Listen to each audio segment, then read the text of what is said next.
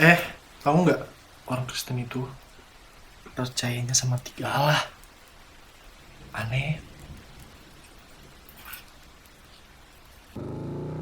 Hah? Masa iya? Kok setauku nggak gitu ya? Setauku Allah itu cuma ada satu justru.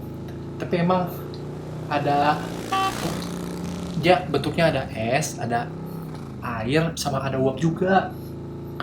Ya, tiga-tiganya H2O kan? Ya mirip gitulah. Loh, bukan gitu. Allah mah cuma satu.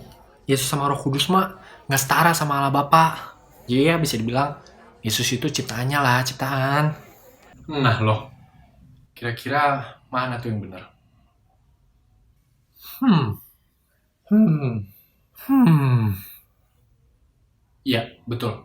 Semuanya salah. Penasaran alasannya? Simak video ini sampai akhir. Nah, sebelum kita masuk ke pembahasan, perlu diketahui dan juga disadari bahwa kita itu manusia adalah terbatas, termasuk juga pengetahuannya. Sedangkan apa yang yang akan kita pelajari itu sifatnya adalah suprarasional atau melampaui akal manusia. Jadi jangan kecewa, jangan sedih, jangan murung kalau nanti di akhir misalkan kita semua tidak mendapati semua jawaban atas semua pertanyaan kita, khususnya tentang Allah. Justru itu tandanya kamu dan aku itu masih manusia, dan puji Tuhan kita masih hidup. Nah, jadi oleh sebab itu penting banget buat kita benar-benar bersandar ketika mempelajari ini, bersandar pada apa yang Allah nyatakan tentang dirinya melalui firman-Nya, yaitu yang kita sama-sama percaya tercatat dalam Alkitab yang saat ini kita pegang. Jadi, kalau nggak dikasih tahu, jangan sok tahu. Oke, pertama-tama mari kita perjelas tentang apa sih itu Allah Tritunggal. Nah, sebenarnya teman-teman, kata Tritunggal atau Trinitas itu sendiri nggak tertulis secara eksplisit di dalam Alkitab. Tetapi konsep mengenai ini itu terkandung di dalam keseluruhan isi Alkitab, bahkan sejak pertamanya. Ya, di dalam Kejadian 1 ayat 1. Dikatakan bahwa pada mulanya Allah menciptakan langit dan bumi. Nah, coba kita perhatikan lebih dekat kepada frasa Allah menciptakan. Perhatikan lebih dekat lagi. Ya, betul. Di dalam bahasa aslinya itu bahasa Ibrani. Kata Elohim yang digunakan untuk menggambarkan Allah di situ adalah berdiri dalam bentuk yang jamak. Sedangkan kata setelahnya yaitu kata bara yang artinya created, menciptakan, itu seolah-olah menjelaskan kata sebelumnya sebagai kata yang tunggal. Nah, ini hanyalah satu dari sekian banyak ayat dalam seluruh isi Alkitab yang menggambarkan bagaimana konsep Tritunggal itu ada. Nah, jadi intinya, konsep Trinitas itu berbicara mengenai Allah itu adalah satu dalam hakikat dan tiga dalam pribadi. Sudah jelas ini nggak bertentangan atau berkontradiksi satu sama lain, teman-teman. Karena hakikat dan pribadi itu berbicara mengenai dua hal yang berbeda. Apa perbedaannya? Oke, misalkan begini, secara singkat, hakikat itu adalah jawaban dari pertanyaan apa, sedangkan pribadi adalah jawaban dari pertanyaan siapa. Oke, jadi contohnya gini misalkan teman-teman. Sekarang aku bertanya, aku itu apa? Aku adalah manusia, puji Tuhan. Kemudian aku siapa? Aku Erza. Nah, jadi manusia di sini itu berbicara mengenai hakikatku sebagai manusia. Sedangkan Erza itu adalah berbicara mengenai pribadiku. Nah, normalnya kita sebagai manusia itu memahami konsep hakikat dan pribadi ini adalah 1:1. Tetapi Allah, di dalam satu hakikatnya, itu terdapat 3 pribadi yang berbeda, yaitu Allah Bapa, Allah Anak, dan juga Allah Roh Kudus. Tenang, wajar kalau kita bingung. Karena memang di dunia itu gak ada yang sama persis yang bisa menggambarkan bagaimana konsep ini sebenarnya. Makanya gak heran juga kalau akhirnya banyak penggunaan analogi yang salah, yang tadinya niatnya untuk memudahkan. Nah, misalkan tadi di awal ada yang menggunakan es, air, dan uap sebagai analogi, karena ketiganya terdiri dari H2O. Tetapi kelemahan dari analogi ini ialah H2O itu sendiri hanya bisa berada sebagai satu bentuk pada satu waktu yang sama.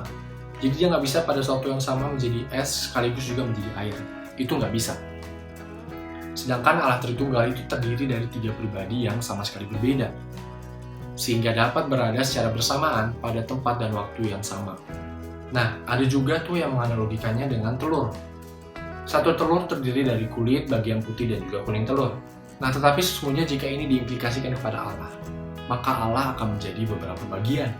Dan itu akan berarti masing-masing pribadi dari Allah Tritunggal itu enggak sepenuhnya Allah, melainkan hanya 1/3 masing-masing. Kayak diskon di pasar ya. Tetapi kalau ditanyanya gini, ya udah deh, kalau emang benar-benar nggak ada yang sama, nggak ada yang sama persis, setidaknya yang mendekati lah, yang mendekati gimana? Ada nggak? Nah, menurut aku mungkin analogi yang paling mendekati ialah menggunakan api pada obor. Misalkan begini, api pada satu obor, misalkan dia dibagikan kepada 2 obor lainnya. Nah, ketika api ini dibagikan, apakah api ini berkurang baik secara kualitas maupun kuantitasnya? Secara mudah kita bisa jawab enggak, teman-teman. Nah, meskipun begitu, tetap aja analogi hanyalah sebuah analogi. Gak mungkin sebuah penggambaran itu dapat menjelaskan suatu topik secara jelas, secara penuh. Apalagi yang sifatnya suprarasional seperti ini. Nah, oke, setelah kita tahu nih sekarang apa sih itu Trinitas dalam iman kekristenan, termasuk juga analogi yang mungkin paling mendekati kebenaran, sekarang waktunya kita untuk menjawab pernyataan-pernyataan tadi di awal. Oke, yang pertama. Nah, pernyataan ini disebut sebagai pandangan tritheisme. Sebagai namanya tri, yaitu 3, ajaran ini melihat Allah Bapa, Allah Anak, dan Allah Roh Kudus itu berbeda baik secara hakikat maupun juga pribadinya. Jadi singkatnya, ajaran ini menganggap Allah itu ada 3. Udah jelas banget, ini salah teman-teman. Seperti yang kita tahu di dalam Ulangan 6 ayat 4 dikatakan bahwa dengarlah hai Israel, Tuhan itu Allah kita, Tuhan itu esa. Oke, next. Nah, kalau ini sebutannya Sabellianisme atau modalisme biasa disebut. Ajaran ini secara ekstrim mengutip ayat tadi, Ulangan 6 ayat 4, dan menyatakan bahwa Allah itu hanya ada satu, baik secara hakikat juga pribadinya, tetapi memang menyatakan dirinya dalam 3 bentuk atau 3 model. Nah, jadi jelas banget ini juga salah. Karena setelah kita pelajari tadi bahwa masing-masing pribadi dalam Allah Tritunggal itu memang berbeda, tetapi mereka berada dalam satu kesatuan yang sama, yaitu satu kesatuan yang ilahi. Makanya di dalam kisah ketika Yesus itu dibaptis dalam Lukas 3 misalkan ayat yang 21-22, Allah Bapa, Allah Anak, dan Allah Roh Kudus itu bisa berada pada satu tempat yang sama dan dalam waktu yang juga bersamaan. Oke, next.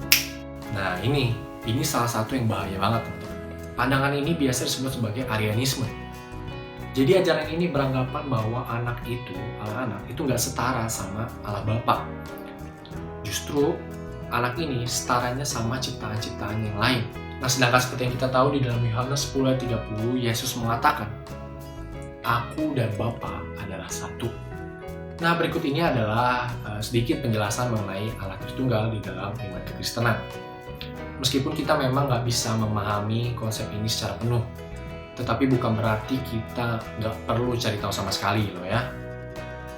Penting banget buat kita itu bisa mengkomunikasikan apa yang kita sungguh-sungguh percayai dan imani, supaya iman kita itu nggak kosong. Nah, sebagai penutup, nikmati dan syukurilah setiap momen pengenalan kita akan Tuhan. Dan jadikanlah firman-Nya sebagai standar sekaligus pagar di sepanjang kehidupan kita.